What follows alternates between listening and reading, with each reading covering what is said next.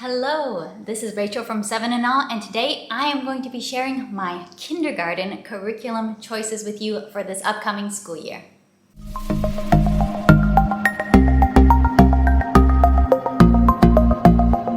Alright guys, I've got lots of fun curriculum to show you today. I do have a couple of notes I wanted to talk about. First off, the first thing is, in this video, I'm just going to share what my choices are so that you can see them, get the big picture of my plan for next year, but I am going to be filming a separate video where I go through the thought process and the reasoning behind why I picked these specific curriculums. The reason I'm making two videos was because I felt like that one might be a little bit long for those who are just interested in seeing the curriculum picks. But for those of you who want a glimpse behind the curtain into the thought process behind my choices, as well as some of the other options that I considered and why I picked what I did, stay tuned, wait for that video, make sure you are subscribed, and yeah, I'll see you in that one as well. But I'm gonna get started sharing my curriculum choices with you, and I will just say first off that if you've watched my channel for a while, you might notice that there's one subject area that's kind of missing in this set of curriculum choices. See if you can tell what subject area is kind of missing, and let me know in the comments down below if you think you know what it is, and I will address that in the second video, the subject area that's not really being covered. Now, to start off with, I'm going to share our literature spine for the year. We are very much a book-loving family. My son loves books, and I knew for his kindergarten year, I wasn't just going to focus on math and reading, but we were also going to have a lot of great books. And I wanted to go with picture books. I decided to go with Around the World with Picture Books, parts 1 and 2. I have both of these. And this is from Beautiful Feet Books. I will try to link to all these resources down below so that you can check them out further. And if I have a video about them, I will also link to that video.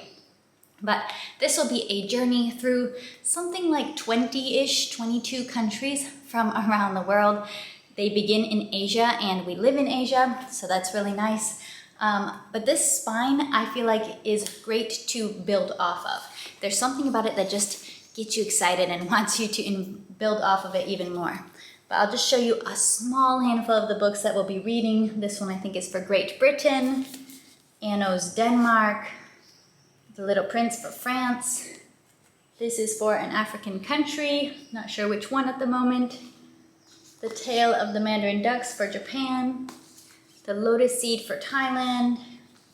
Got Antarctica books. So we've got lots of great books to read. This curriculum includes the child creating a notebook that kind of records what they've learned about different countries as they go. I love incorporating notebooking into learning. And I will be building off of this. I want to be including like movies and some extra fun from different countries that we are learning about. And I actually think that my two youngest sisters are going to join us to some extent in exploring these different countries, maybe through the documentaries and movies that we watch, maybe doing a little notebooking of their own. So that is our main spine, which covers literature, geography, arts. Probably we'll be drawing like arts and crafts from it a little bit. And now, more subjects. In kindergarten, we all know that the big deal tends to be laying the foundation for learning how to read. My son has already started All About Reading 1, but we will be continuing with All About Reading, and whenever we finish this, we will go right into All About Reading Level 2. That's my plan. I am not trying to speed through this program. As we go, I am having him read other readers. My mom has lots of early readers on hand after decades of homeschooling. So it's all about reading, but giving him lots of reading practice through other early phonetic readers as well. Now for math, we will be, probably by the time he officially starts kindergarten, and possibly even earlier than like August, we will be ready to start first grade math with confidence. I am the type of homeschooler who, understand this, he will be in kindergarten because that's his age. That's the official grade he's supposed to be in. But I don't worry about the official grade level when it comes to the actual level of the content that I teach, if that makes sense. I'm not going to say he's partially in first grade if he's doing first grade math. I'm not going to say that. He is going to be a kindergartner, but he'll do math at the level that he can do. He is more than halfway through kindergarten math at this point. And by the time this video is released, he'll be even further through it, probably getting rather close to the end of it. We may take a little bit of a break to just, maybe just practice adding for a while during the summer. But we will be starting first grade math with confidence, which has a big fat teacher's guide and a student book. I can give more in-depth looks into these curriculums in future videos. This will not be the last time you hear of them. Then for science, I chose to do Sunlight K Science. So the kindergarten level of science from Sunlight. If you're familiar with Sunlight, you know that it includes a Sunlight IG, an instructor's guide, and then it includes a handful of books to read. These are a few of them. Got a few more to show you. But it's not just reading books. There's also an element of worksheets that get filled out. The Sunlight K-level worksheets, they do have some cut and paste. They have some answers where the answers are supposed to be written in. And since this is created for a kindergarten level and most kindergarteners aren't actually really writing independently, I figure that these are probably designed for the parent scribing for the child to write in the answers. I have them like in a folder right here. But we have worksheets. So I do like that it includes both really interesting books to read and worksheets. And another big part of the Sunlight Kindergarten Science is the Discover and Do Science Experiment book, which I feel like this is a lot more than just instructions of how to do the science experiment. There seems to be a good bit of information in here as well. So definitely not something I would want to skip. But yeah, we're going to be doing Sunlight Kindergarten Science. Next, for Spanish, for my kindergartner, we will be continuing to combine both Beautiful Mundo, and they do have a real cover, but I'm kind of pragmatic, so I don't always print the ink-intensive covers, and I just wrote Beautiful Mundo. This is practical Rachel homeschooling. But we will be continuing with Beautiful Mundo and with Llamitas. So these are two different Spanish curriculums that fit our family's situation pretty well in that we have a background in Spanish but are not dominant in Spanish. For me and for my kids, we have some background, but we're still on a lifelong learning journey. So Beautiful Mundo includes a lot of great literature as well as song recommendations. And we have been doing this throughout the year. And I bought books for Beautiful Mundo. I'm planning to milk this for all it's worth and get as much learning as we can get out of these books that I've invested in. So my plan is pretty much as we finish and as we go through all the books, I'm just gonna go back to the beginning and start over again, because I think with my boys being a little older, they'll continue to get more out of the stories. And these stories are definitely stories that they can get more out of and understand better as they get a little older and as their Spanish skills grow. So we're gonna be sticking pretty much with level 1. I might play it by ear. We may add in level 2 at some point. I don't know when that's going to happen.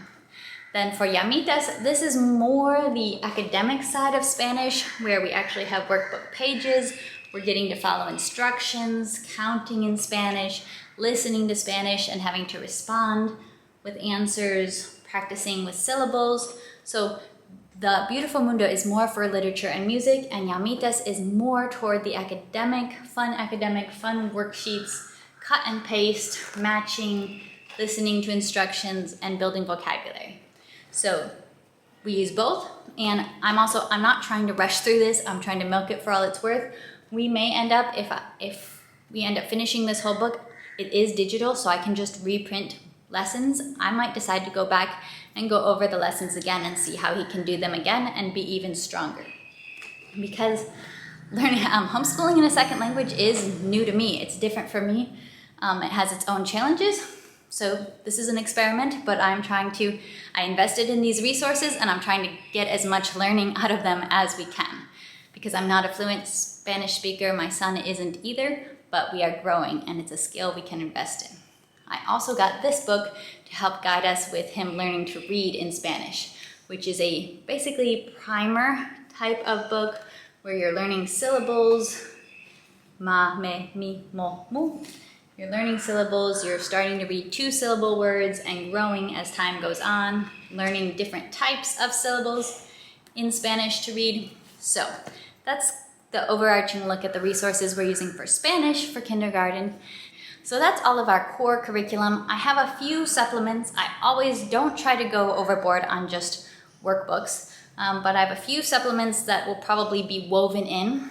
One is just a really fun Kumon World Geography Kindergarten book, which is mostly a sticker book. It's got a lot of stickers, and I think that it's great because we're already doing world geography with our literature, and kids love stickers, so he'll get to put on the stickers for different countries or mountain ranges or different elements like that. An easy add-on. My mom has Matthew C. Alpha. My son has done Matthew C. Primer throughout this year, so I might just go ahead and add in Matthew C. Alpha just for a little bit of extra writing, number writing practice and addition practice. I do think Math with Confidence is very, very good, but I also think sometimes kids can benefit from just a little bit of extra workbook practice when it comes to math, a little bit of drilling, if you know what I mean. And I don't necessarily want to rush through first grade math too fast, so it might help flesh it out, slow us down a little bit to have a backup supplementary curriculum. And the other thing I'm thinking of adding in for phonics would be the Explode the Code series. Just to, again, he's learning how to read, and I'm not trying to focus on writing or spelling right now, but to give him an opportunity to apply what he's already learned to the different types of workbooks that they have.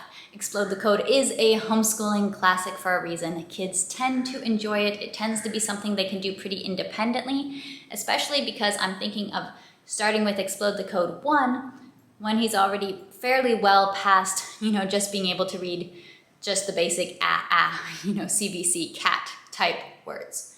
So it kind of becomes independent practice where it's not he's having to read to mom and do it with mom and learning new things for the first time, but rather kind of a backup practice, use what you've already learned. It's kind of crazy that I'm going to have a child who is actually official school age come this next school year and come August, but I am very excited and looking forward to his kindergarten year. We have had so much fun during the preschool years. I've enjoyed them immensely, and I think we're just going to continue having fun learning together.